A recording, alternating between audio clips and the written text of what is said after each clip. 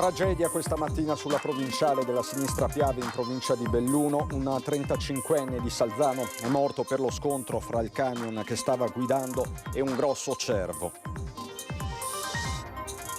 Colpito con un pugno in testa mentre fermava un ladro che aveva derubato un turista, il racconto di Franco Dei Rossi che denuncia la situazione di illegalità che si vive in piazza San Marco. 2 turisti australiani sono stati accoltellati sul ponte dell'Accademia durante una rissa con cittadini dell'Est Europa, il più grave è ricoverato in terapia intensiva. Mentre sono iniziate le analisi meccaniche ed elettriche sui 18 bus linea in uso al comune, i consiglieri comunali del PD chiedono una commissione straordinaria di indagine. Arrestato dai carabinieri un turista moldavo ospite in un campeggio di Marghera grazie alla segnalazione di alert dal sistema alloggiati. Dopo 3 anni arrivano 25.430.000 euro di risarcimento per oltre 1.000 utenti tra famiglie, imprese ed enti che hanno subito danni con l'acqua grande del novembre 2019. Sono arrivate nella notte in laguna, le sacre spoglie di San Pio X sono state collocate nella Basilica della Salute. Questa mattina il Patriarca di Venezia, con un momento di preghiera, ha dato inizio al pellegrinaggio. Bentrovati, buonasera telespettatrici, telespettatori di Antenna 3, la cronaca in primo piano per questa edizione veneziana dei nostri telegiornali. Il fatto questa mattina sulla strada provinciale della Sinistra Piave, ancora sangue sulle strade del Veneto, nel Bellunese siamo tra i comuni di Lentiai, Borgo Valbelluna e Quero Vas. A perdere la vita un giovane, un 35enne del veneziano di Salzano, morto in seguito all'impatto tra il camion che stava guidando e un grosso cervo. La cronaca di Tiziana Bolognani. Un camionista è morto poco dopo le 7 di questa mattina sulla provinciale della Sinistra Piave fra Lentiai e Quero Vas. Il mezzo pesante che guidava è finito fuori strada dopo aver impattato contro un cervo che in seguito all'investimento è finito dentro la cabina di guida. A perdere la vita Manuel Favaro, originario di Treviso ma residente a Salzano nel veneziano di soli 35 anni. Per lui non c'è stato nulla da fare, eppure i sanitari dell'elisoccorso di Treviso si sono dovuti arrendere di fronte ai disperati quanto vani tentativi di rianimazione. L'impatto devastante è accaduto in località Molinello e il camion stava procedendo in direzione Belluno. Fortunatamente illeso il conducente di una Panda che sopraggiungeva dalla direzione opposta e che è rimasto parzialmente coinvolto nell'incidente. I soccorsi sono scattati immediatamente in zona. Oltre all'ambulanza di Feltre e l'elicottero di Treviso sono arrivati i carabinieri e i vigili del fuoco da Belluno e da Feltre con l'autogru. Dopo il nulla osta della magistratura, la salma del 35enne è stata rimossa per essere affidata al carro funebre. Manuel Favaro lavorava alla Vecchiato Autotrasporti di Preganzioli in provincia di Treviso. Il nuoto e la bicicletta le sue grandi passioni. Lascia la compagna e una figlia piccola. È stato colpito con un pugno in testa mentre fermava un ladro che aveva appena derubato un turista a San Marco. Il racconto di Franco Dei Rossi che denuncia la situazione di illegalità che si vive nella piazza più importante di Venezia.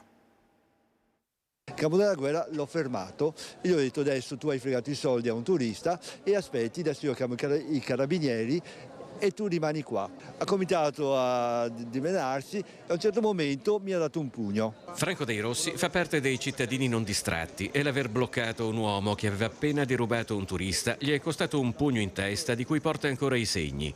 Il fermato, poi consegnato ai carabinieri, fa parte di quel foltissimo gruppo di venditori abusivi di paccottiglia e di grano per biccioni, generalmente bengalesi, che a decine calano in piazza San Marco, abbordando turisti che pensano di cavarsela con pochi spiccioli. Turisti magari si danno 2-3 euro, no, abbiamo dato parecchio grano, dovete darci 10 euro minimo. Poi anche 20 euro e addirittura quando i turisti tirano fuori dal portafoglio i soldi, qualcuno di loro prende i 50 euro dal portafoglio e scappa via. E è successo parecchie volte sta roba qua. Questo è ciò che succede praticamente ogni giorno in piazza San Marco, nel cuore di Venezia. E quando non si arriva all'estremo del furto, la richiesta di denaro viene condotta con un'insistenza che può sfociare anche nell'intimidazione, accerchiando in gruppo il o i malcapitati di turno che a quel punto preferiscono tirare fuori i soldi. È capitato di vedere qualche risa o comunque un turista che io non voglio pagare? Sì, parecchi, mi sono venuti anche in negozio, tanti, scappando, avendo paura, chiedendomi aiuto chiedendo di chiamare la polizia. Anch'io ho avuto da discorrere con loro. Ti dicono stai zitto, ti uccido, ti accoltello. L'esperienza di questo commerciante non è isolata. In mezzo alla piazza troviamo un fotografo ufficiale di fotoricordo. Il mio collega, che oggi non c'è, è stato addirittura aggredito da una decina di loro con ombrellati in testa, eccetera. Per quale motivo? Per il motivo che lui li ha ripresi e li ha corso dietro, alla fine loro si sono ribellati, in 10-15, l'hanno massacrato di botte, è andato anche in ospedale, al civile. Quando è successo? È successo 2 anni fa. Per un motivo o per l'altro, le aggressioni a Venezia, anche nel cuore di Venezia, si tratti di Rialto o San Marco, sono sempre più frequenti. Si tratti di stranieri o di italiani, di malviventi o di persone in stato di alterazione alcolica, oppure ancora baby gang. Lorenzo Greco è un altro volontario dei cittadini non distratti. Un mio amico è stato oggetto appunto di un'aggressione da parte di 4 ragazzi, erano con delle bottiglie e ha preso delle bottigliate il mio amico, per fortuna è abbastanza anche ben messo fisicamente, è riuscito a svincolarsi e scappare, era insieme con la ragazza, la sua fidanzata. Rimaniamo a Venezia per la cronaca. Coltellati sul ponte dell'Accademia 2 turisti australiani attorno ai 40 anni sono stati ricoverati all'ospedale di Venezia, uno in terapia intensiva per il decorso post-operatorio, l'altro in osservazione in lungodegenza. I 2 assieme ad altri connazionali hanno avuto un violento diverbio con 2 cittadini presumibilmente dell'Est Europa che avrebbero fatto degli apprezzamenti su di una ragazza. Un diverbio nel quale è spuntato il coltello con il quale sono stati feriti entrambi. Gli aggressori sono fuggiti mentre sul posto è arrivata la polizia che sta conducendo le indagini. Poche notti fa un giovane veneziano era stato picchiato e rapinato da 3 persone, anche in questo caso presumibilmente dell'Est Europa, che lo avevano avvicinato con la scusa di chiedergli una sigaretta. Ripeto, le indagini sono in corso. Andiamo a Mestre, la strage del bus, mentre sono iniziate le analisi meccaniche ed elettriche sui 18 bus linea in uso al Comune di Venezia. I consiglieri comunali del Partito Democratico chiedono una commissione straordinaria di indagine. In attesa del primo sopralluogo il 25 ottobre della superperizia sul cavalcavia superiore di Marghera dell'ingegner Migliorino, funzionario del Ministero dei Trasporti definito il mastino per le analisi sullo stato del ponte Morandi, è iniziata l'analisi chiesta dal Comune dei 18 bus di La Linea. Un'analisi tecnica sui mezzi e sulle carte che ha come sfondo lo scontro avvenuto nei giorni scorsi tra i produttori cinesi e il comune, appunto, dopo la decisione di quest'ultimo di sospendere il servizio all'indomani del secondo incidente, avvenuto sabato sera in via Carducci a Mestre. I primi 2 mezzi analizzati approfonditamente hanno superato l'esame. Nessun problema a freni e sterzo né alla parte elettrica. Oltre a questo dovrà essere però prodotta la diagnostica completa di ogni mezzo in riferimento sia allo stato attuale che allo storico dal giorno delle immatricolazioni. Intanto i consiglieri comunali del Partito Democratico chiedono la costituzione di una commissione straordinaria d'indagine. Chiediamo la costituzione nel più breve tempo possibile di una commissione straordinaria di indagine che faccia luce nella situazione della viabilità della città di Venezia, sia per quanto riguarda le strade, ma anche i viadotti, i ponti e tutte insomma le nostre infrastrutture. È evidente che c'è la necessità di una trasparenza, di una verifica di quelle che sono le situazioni insomma all'interno del tutto territorio comunale. Oltre a questo riteniamo essenziale che si faccia anche luce sui mezzi di trasporto utilizzati dal trasporto pubblico locale, sia quelli direttamente di gestione di AVM, ma anche quelli dati in appalto che hanno coinvolto i 2 incidenti, quello tragico e quello più recente nella città di Mestre. Auspichiamo che la commissione venga approvata da tutto il Consiglio Comunale, perché dopo la tragedia avvenuta a Mestre riteniamo che sia doveroso e necessario effettuare un'operazione di trasparenza nell'interesse di tutta la collettività e di tutti i cittadini. Sempre per la cronaca, un cittadino moldavo destinatario di un provvedimento di carcerazione emesso dall'autorità giudiziaria del suo paese doveva scontare una pena in carcere, ma i carabinieri l'hanno trovato in un campeggio di Marghera e arrestato. Sono risaliti a lui in seguito a una segnalazione di alert dal sistema alloggiati e dopo averlo sorpreso all'interno della struttura ricettiva l'hanno portato in caserma scoprendo che doveva scontare 4 anni di reclusione per un tentato furto in abitazione nel 2021. È stato quindi accompagnato al Santa Maria Maggiore in attesa dell'estradizione. Voltiamo decisamente pagina. Dopo anni finalmente sono arrivati i rimborsi di lettera E per chi ha subito danni con l'acqua granda del novembre 2019. Dopo 4 anni dall'alluvione del 2019, grazie all'ordinanza del Dipartimento della Protezione Civile di Roma e al commissario delegato per l'alluvione, che è il sindaco Brugnaro, arriveranno i fondi necessari per quanto riguarda i rimborsi e i risarcimenti del modello della lettera E. Arrivano 25.430.000 euro, i soldi richiesti dagli oltre 1.000 utenti tra famiglie, imprese ed enti che hanno subito danni con l'acqua granda del novembre 2019 e che non si sarebbero potuti risarcire col meccanismo commissariale. Questo si aggiunge già ai 34 milioni di euro dei risarcimenti delle famiglie, con massimo di 5.000 euro di richiesta. Questa è una bella notizia per quanto riguarda la città di Venezia e le sue isole. Il Comune sta predisponendo la piattaforma telematica dedicata ai danneggiati, che così potranno concludere la procedura. Da metà novembre ci sarà la procedura online sul sito del Comune di Venezia con tutte le disposizioni e gli aggiornamenti. Le liquidazioni potrebbero concludersi entro la prima metà del 2024. Con la gestione commissariale era andata bene. I cittadini che avevano presentato la domanda ricevettero i fondi nel giro di poco tempo. In questo caso però, per gli oltre 33 milioni chiesti per danni di entità maggiori, era stata seguita la procedura ordinaria che prevedeva la gestione della pratica da parte del Dipartimento della Protezione Civile e lo stanziamento da parte del Parlamento della somma da assegnare. Oltre a cittadini e imprese, enti e associazioni, ricadevano in questa gestione ordinaria anche qualche caso di cittadini di altri paesi con casa a Venezia, che hanno dovuto pagare i danni di tasca propria e poi inviare tutta la documentazione. A Venezia ritorneremo subito dopo la pubblicità, fra poco.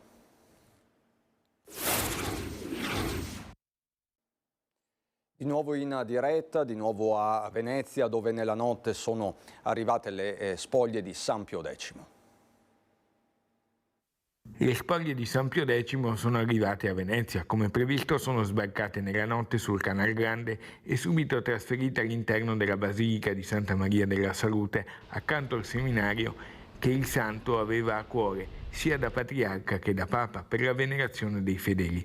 Questa mattina un momento di preghiera presieduto dal patriarca di Venezia Monsignor Francesco Moraglia ha dato inizio ufficialmente al pellegrinaggio alla presenza del prefetto Michele Di Bari. Il primo gesto del patriarca è stato quello di raccogliersi in preghiera davanti alle sacre spoglie di uno dei suoi predecessori che guidò il patriarcato con il nome di Giuseppe Melchiorre Sarto. Questo pellegrinaggio, ha sottolineato il patriarca, diventa occasione per tutti di una riflessione sulla Chiesa e sulla chiamata alla santità di ogni uomo e donna del nostro tempo. La Chiesa c'è come spazio di Dio. Se la Chiesa non è e non offre questa caratteristica fondamentale, questa sua nota fondamentale, la santità, allora la Chiesa è ripiegata su se stessa. Tante le occasioni di preghiera e di conoscenza sulla figura di San Pio X che verranno proposte fino a venerdì in Basilica alla Salute, sabato e domenica a Marghera. Tra queste la Santa Messa di venerdì alle ore 18 in Basilica alla Salute, che Antena 3 trasmetterà in diretta. Giuseppe Melchiorre Sarto, se andiamo a vedere nelle documentazioni in archivio, era il più intelligente. Una ricchezza umana impressionante, cantava bene, era una persona di incontro, si faceva amare, così fece a Tombolo, così fece a Salzano, ma non poteva accedere ai gradi accademici. Eppure risultò quell'uomo scelto da Dio.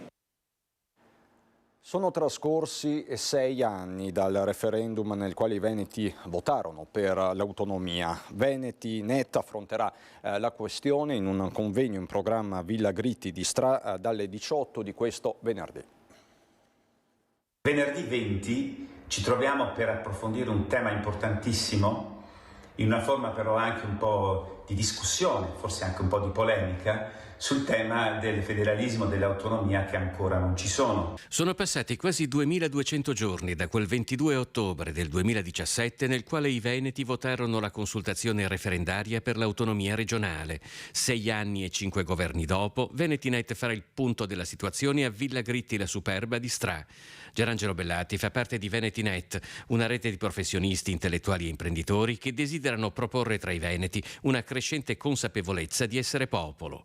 Di che cosa parliamo? C'è prima di tutto un mio intervento sul tema dei LEP, dell'evasione fiscale e quindi anche del problema dell'attuazione del federalismo fiscale. Un intervento poi dell'avvocato Renzo Fogliata che parlerà del sentimento di patria dei veneti dopo la fine della Serenissima ed infine Roberto Baggio, commercialista e studioso di questi temi, parlerà della differenza del fisco fra le regioni a statuto ordinario e quelle a statuto speciale, ma anche del tema autonomia differenziata versus regioni a statuto speciale. Dal significativo titolo La tempesta perfetta, il convegno è fissato alle 18 di venerdì 20 per una disamina a 360 gradi di un tema basilare dell'agenda politica veneta, un tema che per Veneti.net rappresenta uno snodo focale per il futuro del territorio. Veneti.net è un'associazione di professionisti, di studiosi guidata dal professor Antonio Scipioni che ha come obiettivo quello appunto dello studio del tema dell'autonomia, soprattutto visto che sono passati tanti anni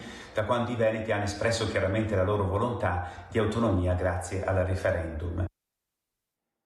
Sarà Banca Ifis, legata alla famiglia Agnelli e con una vocazione legata alla Biennale, a finanziare i lavori di restauro e messa in sicurezza del bambino migrante murales che Bansky ha realizzato a Venezia nel maggio 2019. Lo ha annunciato oggi il sottosegretario alla cultura Vittorio Sgarbi. L'opera si trova sulla parete a pelo d'acqua di un edificio nei pressi di Campo San Pantalon. Sempre a Venezia, nuova impresa dei volontari di Masegni e Nisioletti che nel fine settimana hanno ripulito da scritte e imbrattamenti il campiello dei Squelini a Venezia. Il Clean Day 2023, il giorno della pulizia organizzato dall'associazione Masegni e Nisioletti, ha donato nuovo splendore al campiello dei Squelini tra Ca' Foscari e San Barnaba. Ad affiancare i volontari dell'associazione, oramai esperti nel ripulire gli imbrattamenti che troppo spesso deturpano Venezia, anche tanti studenti, passanti che si sono aggiunti all'ultimo minuto, esponenti della società civile e politica cittadina, dal presidente di Venezia.com Matteo Secchi alla consigliera comunale di Venezia e Tua Cecilia Tonon.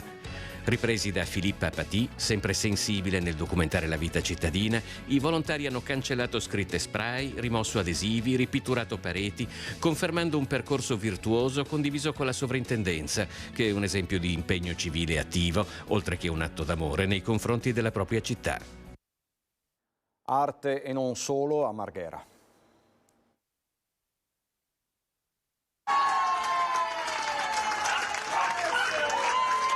Semplicemente Emi e tanti colori. Questo raffigura il murales inaugurato al Parco Catene di Marghera dedicato a Emiliano Galeazzo, per tutti Emi. Un murales che racconta la sua vita, interrotta bruscamente a 48 anni. Veneziano, margherino, fiorentino d'adozione, Emi, dopo aver perso la vista in seguito a un incidente a 26 anni, ha iniziato un nuovo percorso, sensoriale ma anche di grande empatia verso chi lo conosceva e chi ha avuto la fortuna di conoscerlo in seguito. Per questo, a un mese dalla sua morte, i suoi più cari amici hanno voluto ricordarlo con qualcosa di tangibile, colorato e simbolico. Anima fragile.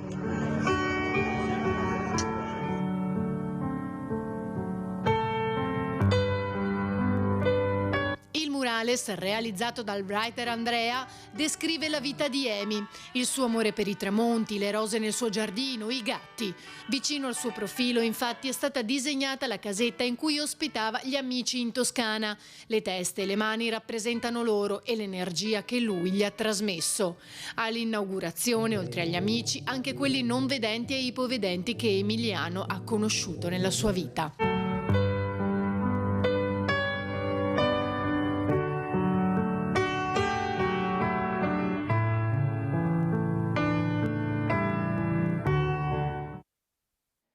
Da Venezia è tutto anche per questa edizione, vi lascio alle previsioni del tempo, buona serata.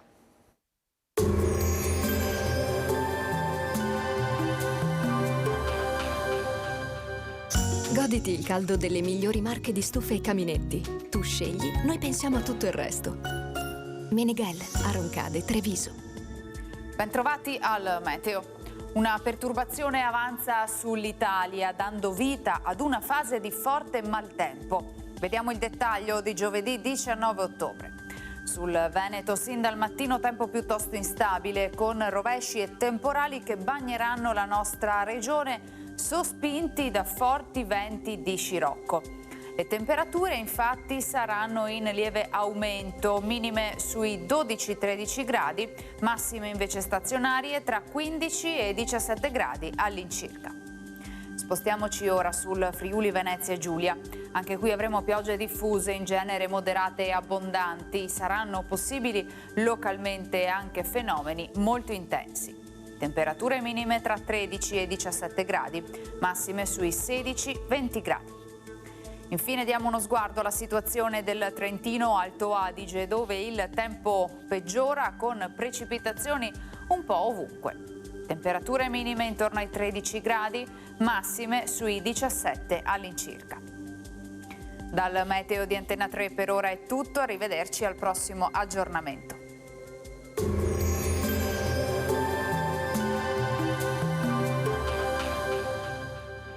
Goditi il caldo delle migliori marche di stufe e caminetti. Tu scegli, noi pensiamo a tutto il resto.